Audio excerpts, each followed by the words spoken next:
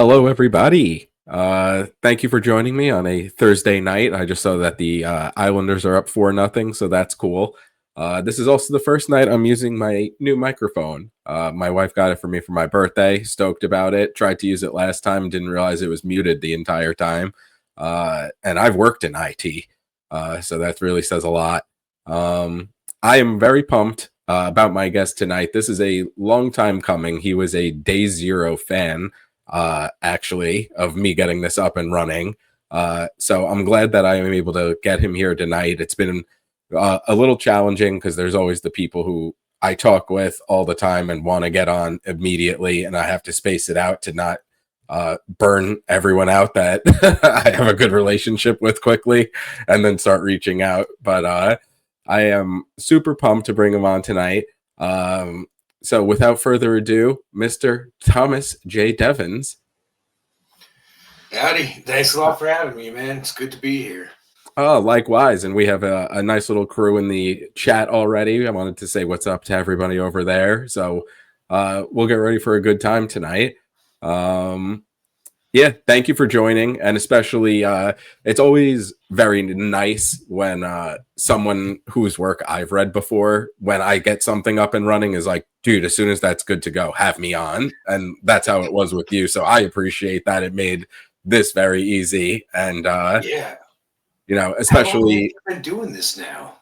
It feels like a long time ago now. It feels like forever. Yeah, the first one was in May. And yeah, the first was in May, and it was like I was doing one every week, and then I very quickly realized I was not reading as much as it's almost impossible unless you kind of just don't work, which would be awesome, but kind of not feasible. So it took a little bit, but then I started doing the 3 times a week, which is way more up my alley. So it worked out well, where I could ask you guys like a month or two in advance and be like, there we go. And especially with some of the more recent stories, they're a little bit shorter than the 800-page ones. So that's always nice. And especially yours. I'm going to just pop the cover up here. This is the Scroungers, which I read, and then you very kindly sent me at the audiobook of it, which just came out and was very well done. But one of the biggest things that I love about your work, I've read, I think, 2 or 3 of the books so far, is they are rapid paced and quick and brutal and a lot of fun. And it makes it almost perfect because it has the world to it, Vermin of the Old Empire, the underlying theme, but each book can almost be read as a standalone. Is that kind of the route you wanted to go with this? Yeah, that was my main thing, because my other series that I started, I put the first book out like 5 years ago now. That's much more of like a sprawling epic. And I've had the third book about 90% done for 2 or 3 years now. And just everything kept coming up. And then when I decided to write the Scroungers, I was like, I just want to do something fast and fun. And then it just kind of ran away from me. And I was like, yeah, I want to have a bunch of short books that you can read fast-paced, just punchy, and you can pick any one in the series up whenever. Which is a great idea for it, because I really like the whole first off, your titles. I know on Twitter you're Revolting Peasant, and this is Vermin of the Old Empire. Your verbiage is so on point and such a good vibe. I feel like it may be a little bit of an acquired taste, but I feel like when I can't read it, it's dark. I got a Revolting Peasant koozie made. Oh, that's awesome. That as soon as I saw that and I saw Vermin of the Old Empire, I was like, this is gonna work out well. And it definitely did. But I wanted to see, because again, thank you, Alex. Keeping with the Scroungers theme, your world's very bleak, very dark. We'll dive into grimdark in general in a little bit, but it felt very lived in and unique to the way that you write. So with, kind of, I guess that genre really exploded, especially over the last couple years, where almost not everything's grimdark, but it has a vibe to it. So how do you go about writing the story that you want to tell and going in that genre, but also keeping it unique? I think a lot of it, like, I don't necessarily think that I go like full on grimdark necessarily, but I just like having like the the grit and the filth and just following all the people that have been like beaten down their entire lives, but at the same time not necessarily having it be like an entirely hopeless Mhm. thing. Like, people still think they can do better or try to, whatever that might be. And yeah, I think that's the main thing about it, is I just like to stick to the lessers, like the everyday people. It makes it a lot more fun to read, especially stories like these. It gets a little exhausting after a while. I think I spoke to someone else and they wanted their main character to uh, kind of come back from a journey, but having the abilities that an apprentice person would have. And as opposed to when we jump into the story and it's like they're 20 years old, but a master swordsman. I feel like it's a lot more fun to focus on the everyman, which is something that you kind of excel with, especially in the Scroungers. There's a lot of POV jumps, but every one of them is fully fleshed out and you kind of relate to them immediately. Um, how do you go about writing the characters that way where they can kind of transcend the book and be relatable to a reader? For some of them, the easiest part is like the the older exhausted people that have all their joints popping and shit every time they move, because that's just kind of me putting myself in there. Like, so that's, I could just write that from experience. But then I don't know, for the most part it's just kind of like coming up with the basics of a character, and then just trying to get yourself in their head and try to think like them, like where they come from and everything like that. And I don't know, just kind of like, it's one of those things. People, like so many authors, always say that like the characters kind of write the book for them, but that is pretty much how it goes. It's interesting because I also feel like maybe the more I started reading, you always think that the characters are the most important thing as opposed to like plot or world building or something like that. But I think that reading someone like Joe Abercrombie or something like that, where it really focused on the heavy character work, it's like almost a better way to get people invested into the story because you kind of get so into their heads and so wrapped up into their stories and emotions and what they go through, that even a story like that where the plot is essentially just a big circle of nothing and it's become an all-timer.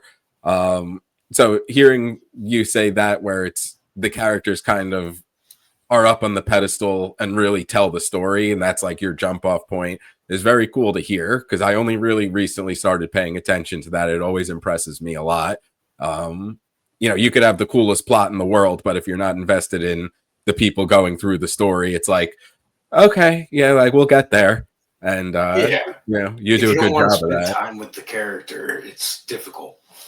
Yeah, exactly. Is there other influences outside of books that made you kind of go that route?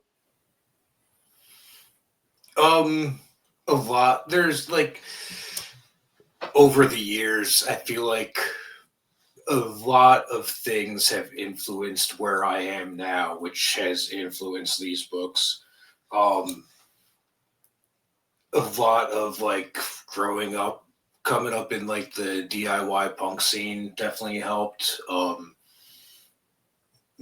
Which something that'll become very apparent in the next Vermin of the Old Empire book is always having like a big interest in the labor movement of the late 1800s, early 1900s, and like the IWW and stuff like that, the Haymarket tragedy. So like all of this stuff definitely kind of went into it. Very cool. I like that type of like post-industrial revolution-y type story as well. Especially when you bring it into like a fantasy aspect. Yeah, I think that's pretty sweet. And it's gonna, when is that coming out now then? Is that the one that you just mentioned? Sorry, that was 90% done. No, that's the other series. This one, I was planning on having them out this year, but hit some financial snags early on in the year where I had a feeling that I wasn't going to be able to put aside the money for the cover art and stuff like that. So I kind of just set it aside a little bit and concentrated on writing a bunch of short stories this year. But it will be out next year. Definitely, I'm about halfway done writing it. And it's awesome so far. I love that. What I already mentioned the word, and you just mentioned the world as well. But what inspired the vermin of the old empire? Like, because that is so descriptive, and it's like you could almost like kind of feel that. I was struggling trying to come up with names for the Scrounger, for the book itself, and I was just like kind of throwing things around. And at one point, I was like the rats of the battlefield, like just trying to think of like low level things, and I was like, no, that's kind of fucking stupid. And then I was like, no, vermin, and it just kind of popped in my head. And then I decided that every book was going to be, so like the Scroungers, the Dregs, like everyone was going to be like kind of like a slur for low class people, basically.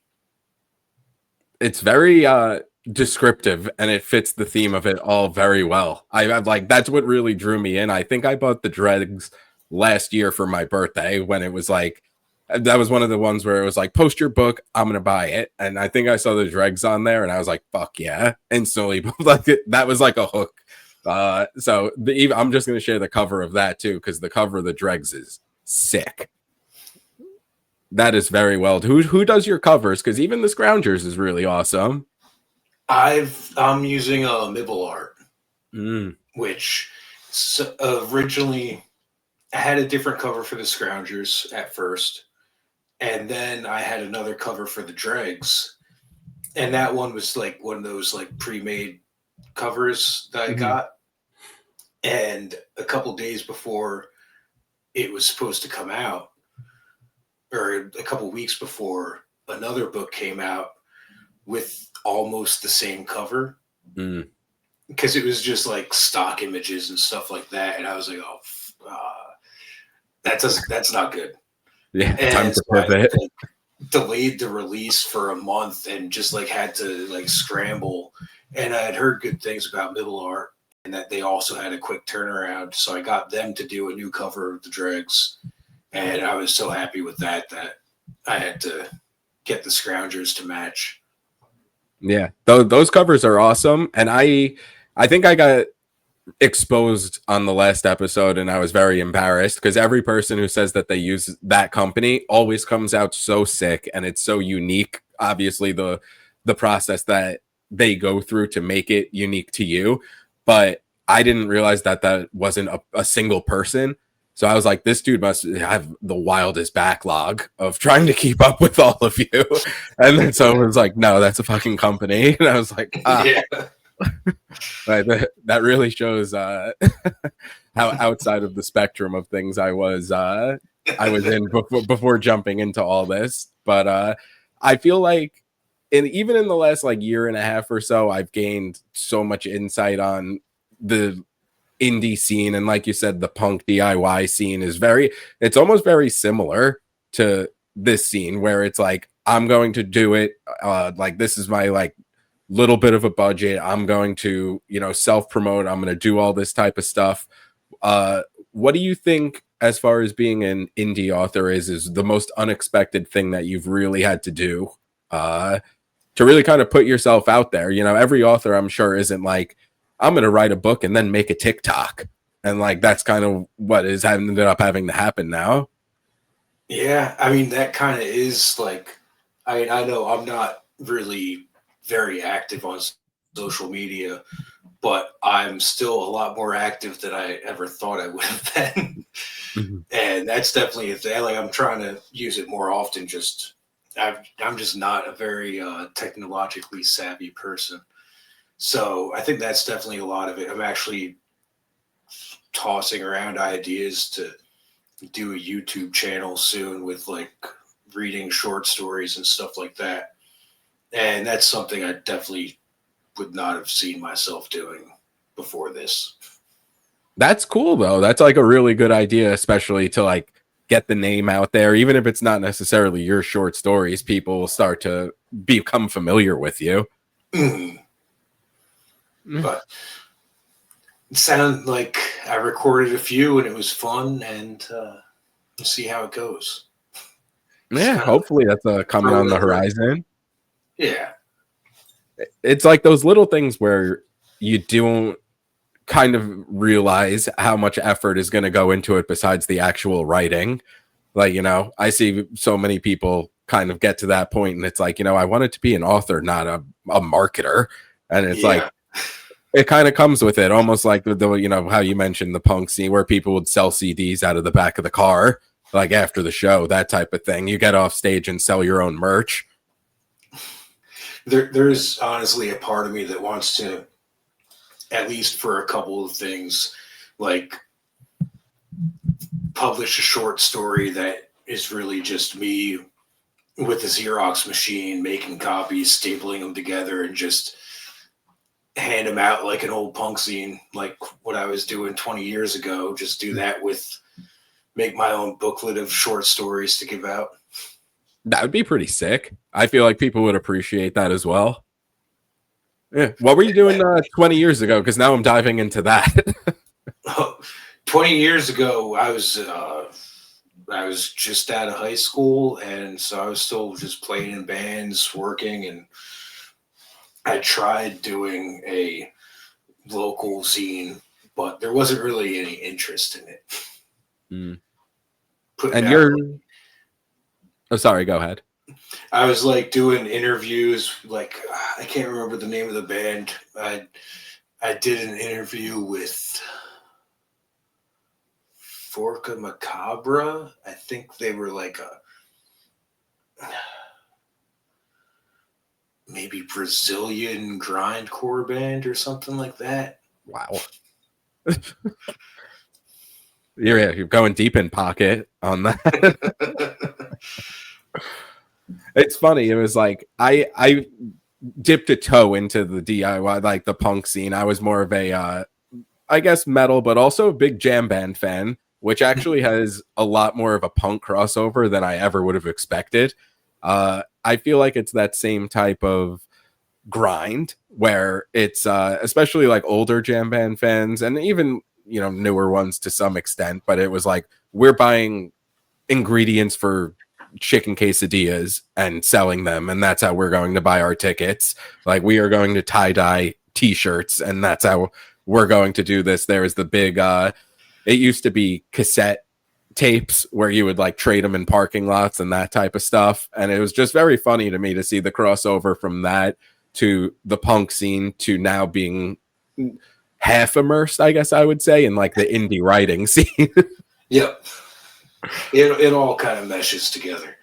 Yeah, but I feel like that, you know, the cream will rise to the top of that, where it's the people who go out of their way to connect with people. Like I said at the start of this, like, we've been talking on Instagram and Twitter and all this type of stuff, like way before I started this. And I always feel like it's so cool when I could have someone like you on, because we were talking when there's really nothing in it for you. Like, you know, you're just a cool fucking guy, and talking to me as like, I liked your book, man. And it was like, you know, I like that. And, you know, I feel like that goes a long way, and word of mouth is a gigantic thing. So people start going around. If you can't meet cool people along the way, what's the fucking point? Yeah, exactly. And I feel like we've especially gotten lucky. I know you're a very big part of it as well, but one of the coolest things that popped up is that Grimdark Epic Fantasy sub. Yeah. Can you go into that a little bit? Just let everyone know, what the deal is over there. Because I feel like you're a big part of that. Jasper obviously is running the show over there and everything, but that subreddit has blown up and is real cool. Yeah. I don't even remember what the number's at for how many people are there, but yeah, I mean, Jasper started that. Has it been a year now? And I think I remember him having a post about like the year anniversary or something like that. Yeah, that sounds about right, actually. And I remember when I saw someone posting about it on Twitter. It might have been like Michael R. Fletcher or something. And I got over there, and I think it was only like 200 members at that point. And I was like, oh, I should get in here because like it's when you get to know people when it's not like too bombarded.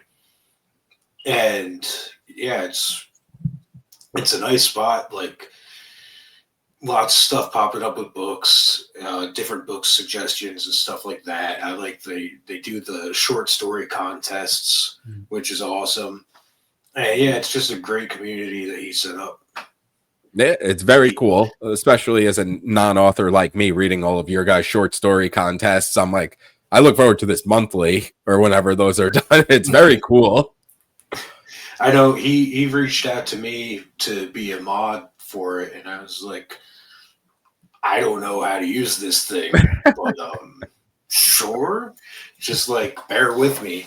And it's basically just keeping an eye out to make sure to get rid of spam and stuff like that. So it's pretty simple, but I was like, yeah, thanks for giving me the chance.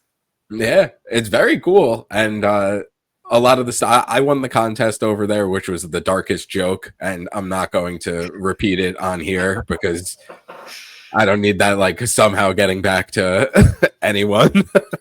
But I'm happy about that, which I was pumped about. But they do a lot of cool stuff there. If anyone in the chat, I see Matt, you definitely need to get on Reddit over here because it's awesome and very cool. Your stories would actually go over very well over there as well. But the things that get done over there, it's very cool to see the community, especially in such a little subgenre of things, really have each other's backs, which is cool. There's some good reviewers there. I met Bro Manasy at the Jay Kristoff event the other week, so that was very cool.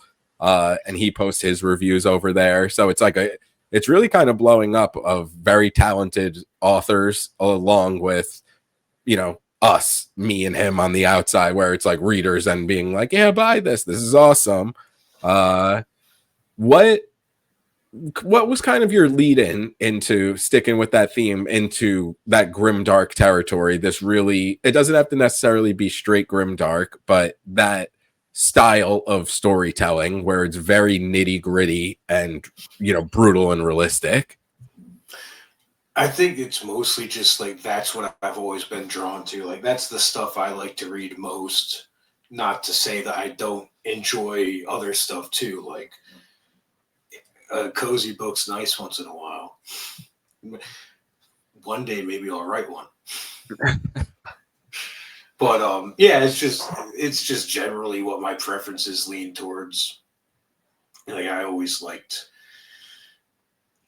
when I was in high school, I would always, like at the end of the year, the English teacher would be like, hey, Thomas, you're going to fail for not doing anything. But if you write some stories, I'll bring your grade up. So I would just like throw together a bunch of really bleak short stories. Huh. That's pretty awesome. Especially that that's how it came, because I was going to ask, is this something you set out to do, to be an author? But I guess it's really just about passing a class was where the start came in. Yeah. Back then it was all like sci-fi dystopia sort of stuff. Like back when I was in high school and I read nothing but like George Orwell and Aldous Huxley. Mm-hmm. George Orwell, yeah, those. It's funny the way that things change. Like I was reading Kurt Vonnegut and like all that type of stuff, and then I don't even know what happened. I feel like I took a break from reading for a little bit, but unintentionally, and then came back in and just stumbled upon this type of stuff, and I was like, what am I do? Like, once you start reading this type of thing, it's like the Sirens of Titan isn't going to hit the same way. Like, yeah, it's amazing and like a masterpiece in its own right, but it's like then you read Hyperion and it's like, oh, okay. And again, it's like that type of focus on the characters and the storytelling as opposed to like, oh, this is a neat idea, but I guess that's the big difference. What was I going to say? My computer froze for a second. Okay. So that was what attracted me and you to that type of storytelling. But since we've seen, especially recently with the last couple of years, this explosion of this type of genre, why do you think so many people are being drawn to it? Like, what do you think connects other people to this?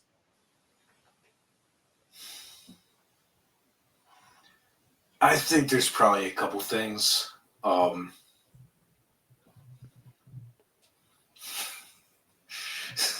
Mm-hmm. Sometimes the bleak shit still can be escapism. Honestly, yeah. Sometimes the bleaker shit is going on outside. I think it could partially be that kind of like a catharsis sort of thing. And I think a lot of it also just has to do with, like a lot of people are always talking about the characters with like gray morality and stuff, and just not really wanting a little bit more nuance between the good and evil sort of stuff. And it's kind of in some ways more realistic, at least in the sense of like showing a more broad spectrum of how people are. Like there's plenty of not unrealistic stuff about it, and there's plenty of realistic stuff in the more cut and dry good and evil books as well. Just I think that showing a little bit more of that nuance and human emotion and drive kind of like draws people in. Mm-hmm. Have you always been drawn to that type of thing, whether not even just books now, but are you a big movie guy, TV? I not as much lately. I'm kind of like just put Star Trek on for the 15th time in the background, not really pay attention. I used to watch a lot more movies when I was younger, like mostly like B horror movies and stuff like that. Mm-hmm. But like there's a handful of shows I try to keep up on, but I don't watch as many movies as I used to. I feel like it gets very hard. There's been a lot of stuff that just comes out, and it like once you're behind, it's impossible to get out in front of again. Yeah, and just there's too much stuff. Trying to find the time to read, write, play video games, and then movies too. Mm-hmm. What's your favorite video game of the year so far? Of the year, so not of this year, but that I played this year would be the Banner Saga, which that came out a while ago, but I finally played it this year, and yeah, it was mostly because of the story, and it was an amazing story. And it's have you heard of it? No, I'm gonna have to look it up though. It's like this it's like a turn-based strategy game, but also focuses on like choices. It's a lot of reading and stuff. And then You have the turn-based battles, but then the choices you make affect how things go. And it has this art style that's kind of like the old I'm forgetting the name. Like the old, like you remember the old animated Lord of the Rings? Oh yeah, yeah. That sort of style where it's the or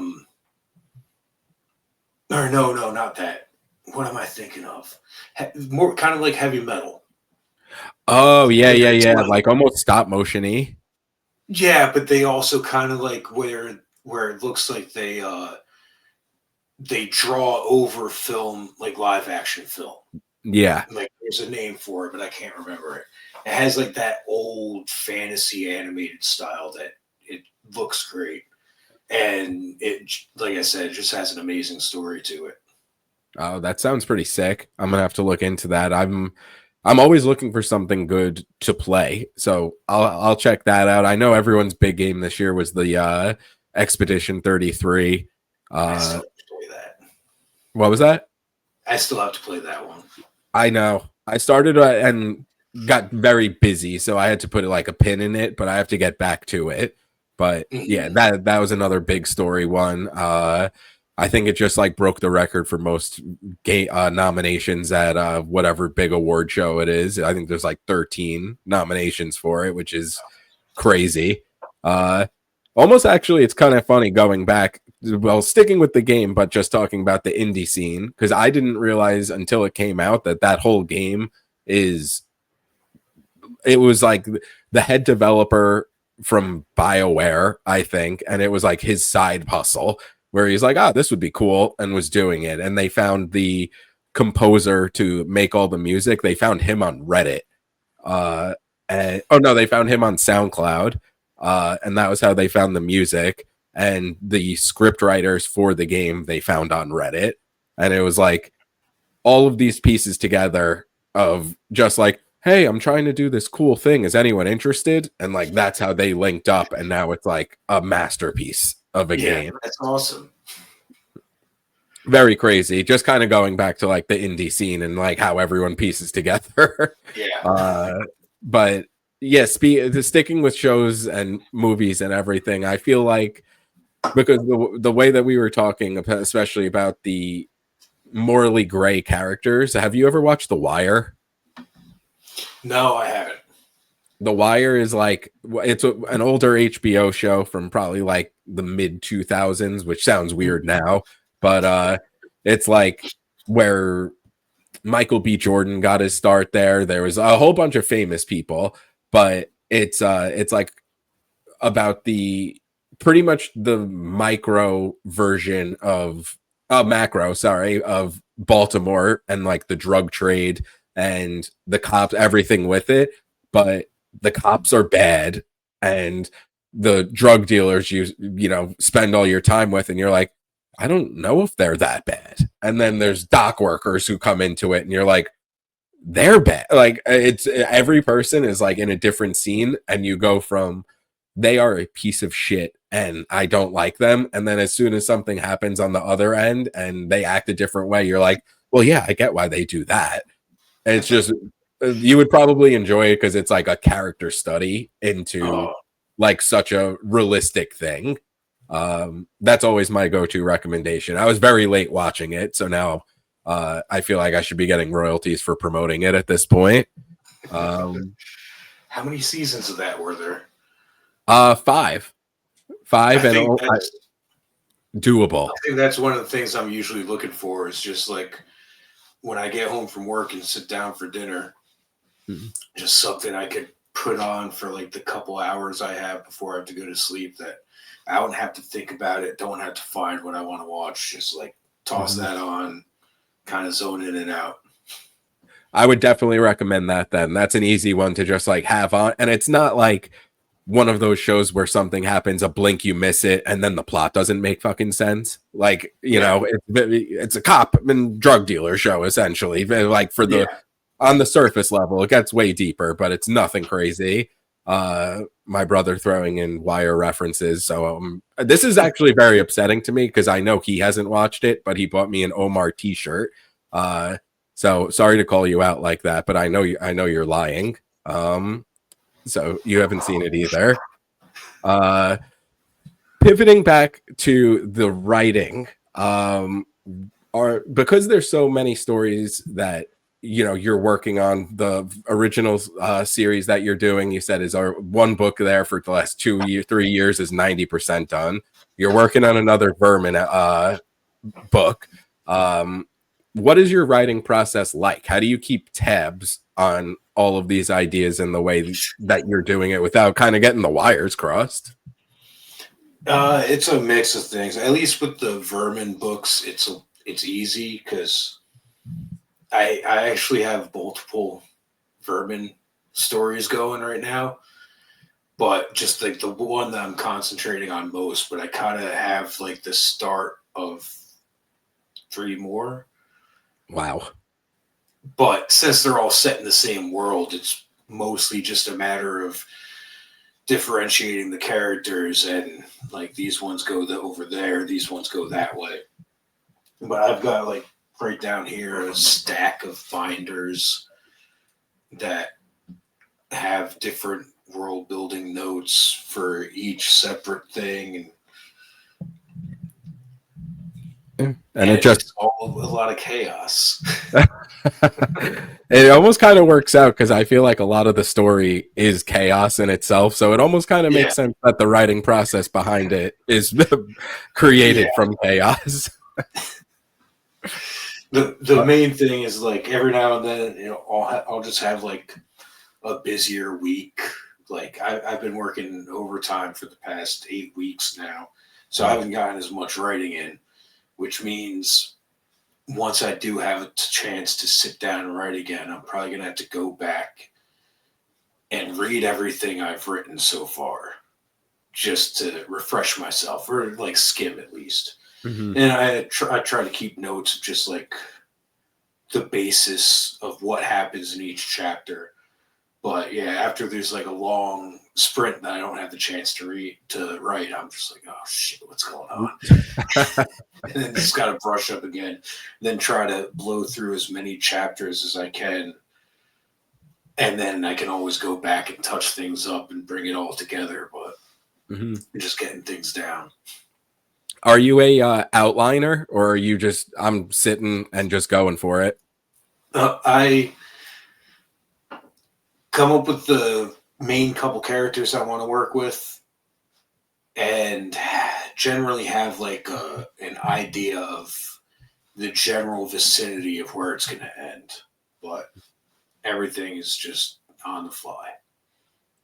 That's always so cool to me. Like I tried to write something like a year or two ago, and I did it in both methods, where I had one where it was fully outlined and I had like literally like 27 things and like followed the line for like the peak, all this stuff. And I did that. And by the time I was done doing it, I was like, I'm not even interested in this. And like, it was really I hard to do I think because that's how it would go for me too. Yeah. like I had the whole thing and I was like, wow, cool story. And then it was like, oh, write the words to make it happen. And it was like, but I know everything. Like you got to have a little bit of room for improv in there. I feel like a healthy mix of those two is really the way to go. Because then I tried to do it where it was this idea popped in my head. I'm going to start writing, and I think I had 18 words and was like, I don't know what the fucking. I have no idea. Like what is happening next. Like this always blows my mind to hear the behind the scenes of how you guys put all of these stories together because it's so far into me. I guess like the closest thing to outlining I do is all just, especially when I'm at work, like the time that I have most of my ideas is like 9 o'clock on a weekday. Hmm. When I've been at work for an hour and there's nothing I can do about it, I'll have the ideas pop in my head. I'm just like, oh, I'm not going to remember that when I get home at 7. Mm-hmm. Yeah, sounds about right. And it's like, all right, well, that's good. That's gone. It's a great idea, but it's gone. So I keep like a busted up notebook with me at work. And every now and then, like if I have a second, I'll like quick jot down some notes or something. But even that, like I'll have what in my head is like the best line ever. and I'll have a quick second to write down like 2 or 3 words.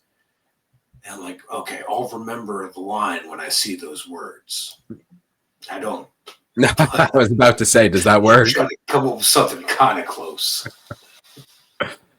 That's like one of my favorite questions since I started doing this. I'm glad you actually mentioned it because there are so many good lines in the story, and I always am curious, as the author of them, do you know right away when you write something, you're like, that's going to hit, I nailed that? Or is it kind of, you have to wait for the second or third reading of it by yourself or like an ARC reader to kind of point it out and, give the little highlight and be like, that was really good? Or do you know like immediately? I think it's more towards for me, it's more finding out later on. Occasionally there might be a line or two that I'm like, that I feel good about, but not really dead set on until I go through it again. Because a lot of the times when I'm writing the first draft, I'm kind of like starting to blaze through it at a certain point. So then when I go back and like read each chapter, I'm like, oh yeah, I like that. It's funny to hear all of that because so many people are just, there's such a wide spectrum of things. Like other people I've talked to have been like, no, I think everything fucking sucks until like someone points out that it's good. And then other people are like, oh yeah, like as soon as it's on the page, I'm like, got it. So it's a very wide range of answers that question always gets. And I think it's very insightful to the writing process that each one of you has because it's so unique and different. Other people could sit down and do the outline thing and have a goal of I'm doing 1,000 words a day, and the way that you just said, I'm at work, I need to remember I have a tatted up spiral notebook, and like that's how it comes out. It's very interesting to hear. It's very cool from an outsider perspective of things. I think for me, the best thing for deciding that I had some good lines was getting to hear R.J. Bailey read them to me, basically. Like hearing him read my book I was like, oh shit, that's not bad. He makes that's it sound awesome. great. Like, that must have been a pretty surreal feeling to hear your words come to life like that. Yeah, he does such an amazing job. Like it was surreal. Yeah, it was great. What was the whole process like to really get that audiobook up and running and everything? Like I'm so unfamiliar with it, but did someone reach out saying, hey, we want to do this? Or were you, reaching out to people? No, I just, one day, I don't remember if I think I just sent RJ a message to like ask about rates and was like, I don't know if I'm going to be able to do this anytime soon, but I'd like to, because ever since the first audiobook I heard him narrate was Ritual Bone, the first book of the Dead Saga from Lee C. Connolly. And I think when I was listening to that, I was like, fuck, I want to get this guy to narrate my books. Mm-hmm. And yeah, just earlier this year, before all the financial problem, before like my truck broke down multiple times and shit like that, I was like, okay, I'm just gonna reach out and give it a shot, see what we can do.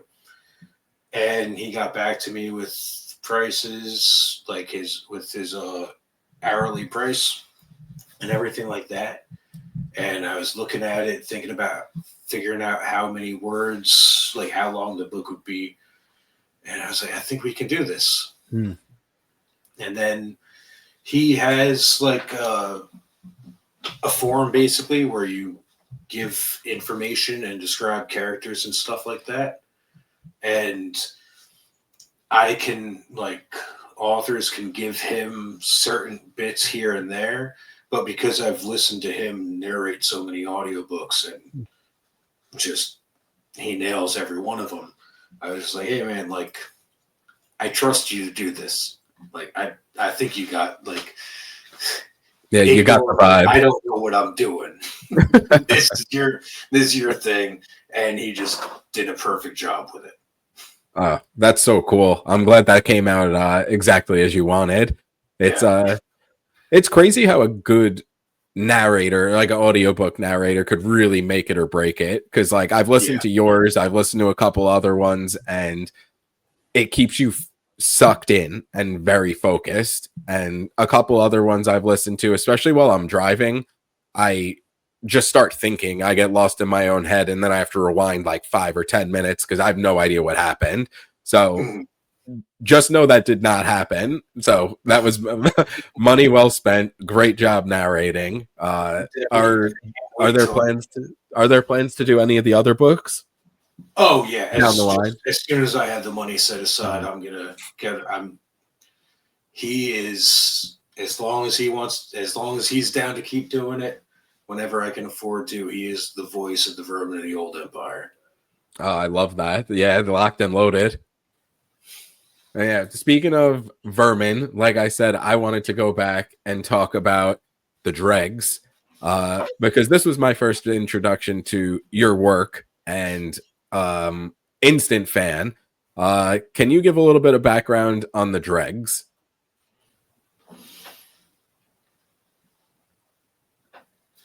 Just in which way? Just a basic synopsis. Then a little synopsis.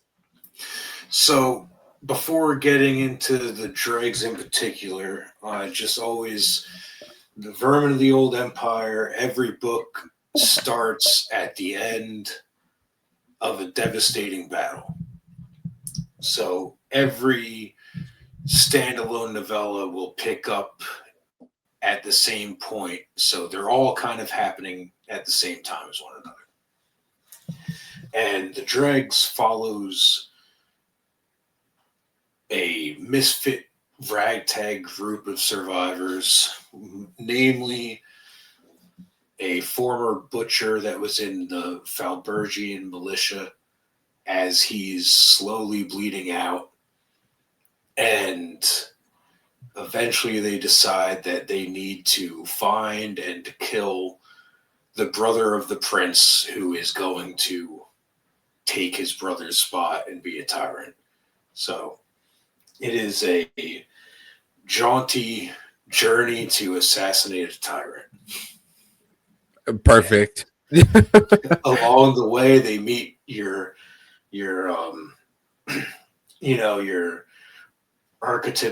archetypal farm boy chosen one, who is just a farmer that is also a necromancer. Which I thought was the coolest part of it. This, again, I think I read when it first, not it first came out, but when I first started getting into the indie scene-ish, I guess you could say. And I thought one of the coolest aspects of this story was the magic system that was involved in it. It really took everything that I'd previously read and turned it on its head. And it subverted my expectations so much, where for such a short story, not a short story as in like this is 30 pages, but compared to reading a Game of Thrones type story, for instance, where it's 1,200 pages, this packed such a punch and had so many twists and turns along the way.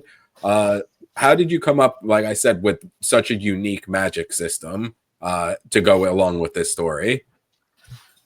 So with sorry about that.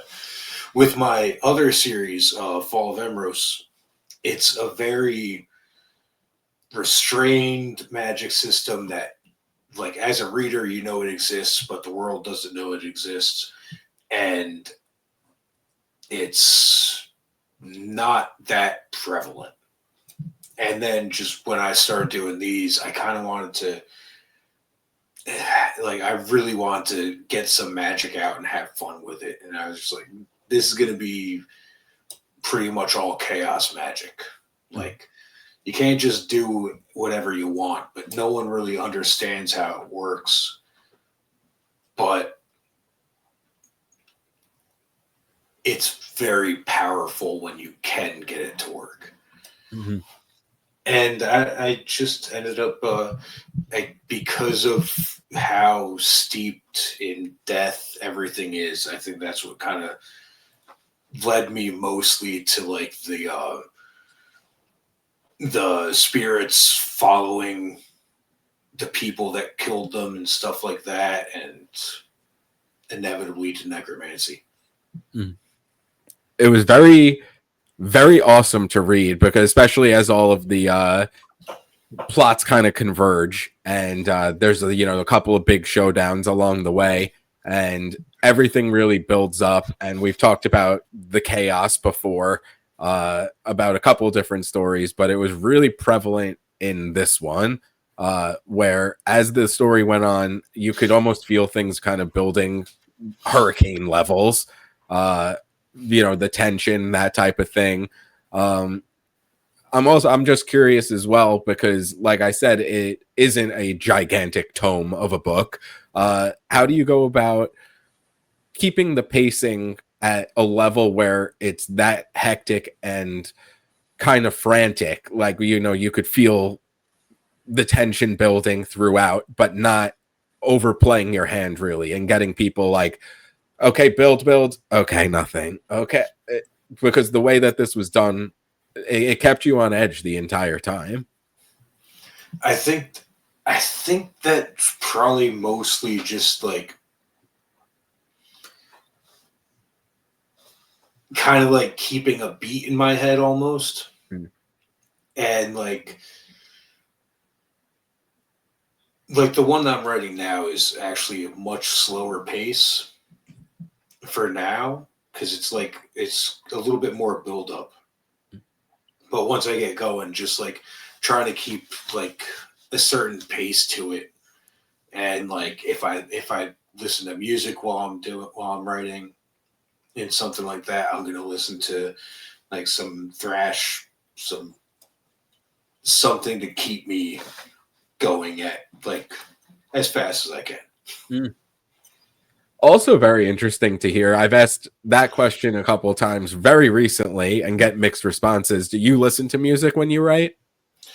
Not all the time, because I also have a problem of sometimes I might start looking for what I want to listen to and then just go down a rabbit hole where I'm like, finding a new band or something, and then I'm just listening to music. Yeah, exactly. So you pivot hobbies. Yeah. So as long as I like find something to listen to quick enough, I listen to music when I write. That's interesting. Is it all? Does it have lyrics in it? Sometimes it doesn't. It just depends on what I'm in the mood for, basically. Like sometimes I'll toss on like, find like a YouTube video of like fantasy tavern music or something. Yeah. And I'll toss that on, or I'm like, okay, I'm gonna listen to Motorhead. It's very funny to hear, especially on like YouTube, to see what pops up. I guess to like with the different genres. I saw one the other day, and it was like Dr. Dre imagined in the Renaissance, and it was like all of his stuff put on like lutes and like these crazy instruments, and you're just listening to it, and it's like, this is no right being as good as it is right now. I haven't heard like there's a bunch of the bardcore stuff. I've heard some of that, and a lot of that is, like popular songs, modern day songs on lutes. It's crazy. I bought no, I wasn't a lute. I bought a mandolin and was terrible at it. I think I had it for like a week and a half. I was like, what am I doing? But it's just funny to see that type of stuff come up. What other hobbies do you have? Because we're talking music. We've mentioned that you were big into that scene. Do you play an instrument at all? No, I never picked up an instrument. When I was a kid, I was one of those kids in early elementary school that they were like, oh, you're good at math, so you should play an instrument.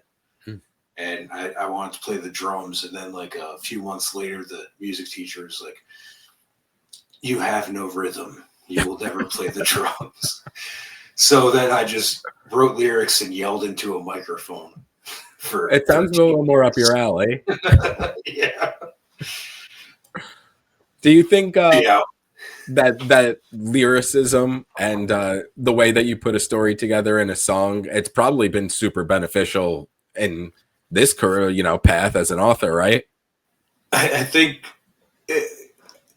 it definitely there's definite crossover. Mm-hmm. And I think even because like I kind of have my own sentence structure. Mm-hmm. I think that also carries over from my lyric writing. Like I kind of write more towards a pace and a beat than worrying about like I write with a lot of sentence fragments, then like a couple fragments that are run on and stuff like that. Mm. And I think that might come a lot from that. I've also snuck in old song lyrics into my books a couple times. Oh, that's hilarious. To some Easter eggs. Yep. Yeah. It's very interesting to hear that. But not yes, also the Easter eggs, but just the way that you put your sentences together as far as structure goes, because you can tell the musically inclined people the way that their creative stuff comes out their work. I feel like your stories, especially with the pace that it's set, it's almost constructed. Like I said, I was a big like jam band guy, a bit like that type of thing. And a lot of the key aspects in that genre and that scene is tension and release. Like you have the peaks and the valleys, that type of structure built to it. And going through your books, not just the full story in general, but like you even just said, the sentences that are pieced together, you can almost tell where it's the note hits. So it's very cool to hear you say that that kind of transcends the lyric writing and got brought over to your actual writing. It's very interesting. Yeah. But do you who do you look at it not as an inspiration, but as someone who does a similar thing to you as far as writing goes? I feel like you and the way that your sentences are put together, I'm going to stick with that for a second. You and Anna Smith Spark have a very similar dynamic where I read your words and it flows like each word was put there intentionally to really kind of put like a rhythm to the sentence. I would never personally say that. I'm very flattered that you said it. And thank you. But I would never in a second try to compare myself. Just the way that it's written. Yeah. Before ZB comes in here and cuts my fucking head off. But yeah, no, I mean that's always one of my problems. I never have been good at giving comparisons because I'm always I do think like that. Like, yeah, I think it's the way it's written is very lyrical. That's the word I would use to describe. And I feel like who else was someone else I was just talking to as well. It feels like every word is with a purpose, as opposed to just like I'm gonna spit it out there and that's how this is going to get done. And like if it works, it works. Like there's nothing. I guess my perfect rationale behind that comparison is because your stories are not full of fluff and 15 pages of info dumps and that type of thing, where I feel like everything is much more purposeful and direct, which I appreciate. And I definitely like that aspect of the storytelling, especially along with each book being its own thing. You know, you don't have to open up one of your stories and go, last episode it was, and you have to, you know, catch up on the background of what each person was doing. You know, was that kind of something you set out to do? Because obviously, especially, I haven't read your initial series, but Vermin, how, like you already mentioned, each one picks up after a battle and goes from there. Was this an intentional kind of way that you wanted to put the stories in this world together, where it'll all kind of combine down the line at some point, but for the moment, it's all branched out and could all be read kind of individually? Yeah, I think bits of it, yes. Other things kind of didn't come in till I wrote the Dregs, because the Scroungers I wrote and published in this, I think, 3 months from like first word down to paperback in hand. And like I had written parts of it for in short stories, and then decided to kind of like put all these things together to build the world. And I knew that I wanted to have a series of standalones. And then it wasn't until I was done with that and kind of had like those sections from Olaf that I decided I wanted it to all start at that battle. And then that would be the way that I did the world building, was each book would just follow different people to a different place, and then that would all together bring everything out and create a larger story. And then eventually, once I'm done with them, I might do something else that's like further down the line, like, okay, this is a new series set in this world 10 years after these events or something like that. It's a very unique and interesting way of doing it. And I'm going to do another comparison. It is Malazan Light, because each book you pick up, it's a completely different thing, but set in the same world. So, you know, comparisons work, man. I'm telling you. I'm going to coach you on these. Yeah, exactly. I don't like I feel weird doing it myself, but if someone else does it, I'm going to use that. Exactly. And it happens to work out. I'll stand by it. Pivoting now to just as a reader, as a book fan that you are, if you had to pick one book for someone to read over a weekend, what would that be? For someone to read over a weekend, that would actually, I set some books aside just in case something like this came up. Oh, Residuum by D.V. Rook.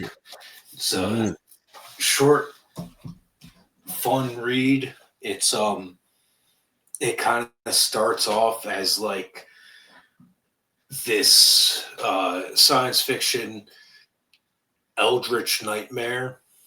Like, it's dark, it's a far future dystopian sort of thing, but then it makes this spin where it introduces the rest of the main characters, where it still has that underlying dark dystopian, like killer robots out murdering people. But then you meet this crew that adds this like kind of fun adventure aspect, some humor, and it turns into like almost an 80s action movie. Oh, nice. And it's just great characters, a fun read. It's a little bit of everything. Highly recommended.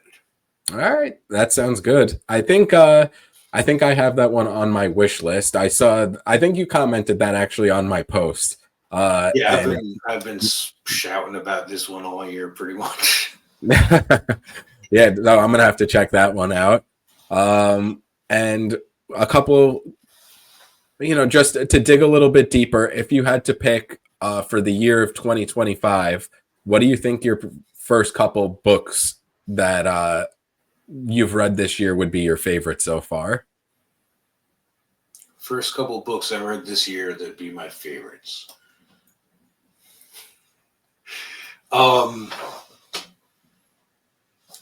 Definitely The Hallows by H.L. Tinsley. Hall of Bones by Tim Hardy. Residuum, obviously, that we just said. What the hell's the name? The Last Gasp of Midnight by Thomas Howard Riley. Mm-hmm. Dance with Me by Olivia J. Elliott. Mm. And then if you're looking for something that's like a cozy adventure story, Carpentry in the Elven Forest by Alex French just came out. And I read an early copy of that at the beginning of the year. That's one genre I have not taken the jump into yet. I don't know why. It seems very fun. I don't know if it would technically be cozy, like compared to what I'm writing. Yes. Yeah, But it's more like a Terry Pratchett inspired, like humorous adventure fantasy. Mm-hmm. Well, it's very interesting. I have to check a couple of those out. I read Hall of Bones last year, and it's awesome. So agree with that. And I need to get onto the rest of that series. So do I. I just bought the second one, so I'm gonna have to jump into that. But yeah, that series was great. Well, book one was great. I'm imagining the rest as well. Yeah. If you had to pick another genre to jump into and write, what would it be? It's kind of funny. So I've had this determination for a while now, probably like a year or so, to write cozy grimdark. Mm-hmm. And I wrote one short story recently that I think I'm told hit that mark pretty well. So once that can be announced, but I think that's the main, like I definitely prefer to stick with fantasy, Mm-hmm. but I think I like having a little bit more humor and stuff like that involved once in a while. Mm. So Cozy grimdark, you're going to be the forerunner. It's like I started saying it as a joke a while ago, and not like to mock anything or anything like that. That just like wondering what it would entail, and I keep wanting like starting short stories, and I always end up writing a short story that starts with like it's a tavern keeper. I'm like, I don't know. I think I just want to write about a guy that owns a bar. So I think that's kind of pushing me in that direction. Yeah, that's not funny. And yeah, you could always just go and keep getting drunk and being like, it's research. Like it's for the book. Yeah. Like just maybe you can get those bills as like a tax write-off or something. Like submit it as like a 1099. Just a bunch of fucking crumpled up napkins with my bar tab on them mailed to the IRS. Yeah, exactly. There you go. Audit me. Like how bad could it be, really? Before heading out, can you let everyone know where to find you? I think I already said it's one of the names on Twitter is Revolting Peasant, but where can people buy your stuff or really kind of stay up to date with your work? So the best spot would be I have a Ko-fi. So that's ko-fi.com/Thomas J Devens. You can get my ebooks directly from me there, and they're discounted there. So if you want to avoid the whole Amazon of it all and save $1 or whatever, do that. If you're in the States, you can even get paperbacks from me on there. Otherwise, I also have a link tree, again, Thomas J Devens, and that can direct you to everything else, to Amazon. All my ebooks are wide now, so you can get those wherever. And at some point, I'll be making the audiobook wide too. But right now, that's only on Audible. Mm-hmm. Well, awesome. And dude, I'm very happy that you agreed to do, well, not even agreed, because like I said at the beginning, this was an offer from you before this was even up and running. So I appreciate that. And I'm very glad that it was able to come to fruition, especially with the audiobook dropping. It was almost like a perfect time. As soon as I saw that happening, I was like, okay, we're doing it. And I'm glad it was able to happen, because you've been super supportive, and you deserve support in return for being such a cool person and really great writer. I love your stuff, so I'm definitely looking forward to everything that's coming out in the future. Thanks a lot, man. I really appreciate it. Of course, and we're going to just keep shit talking over in Grimdark Epic Fantasy, and tagging each other in nonsense on Twitter and everywhere else. But this is the start of many good things. But again, just thank you for coming on, and thank you everyone in the chat that was popping off for a little bit there. So I appreciate everyone there. Go out and buy his stuff immediately. And yeah, thanks again for joining, and have a good rest of your night, dude.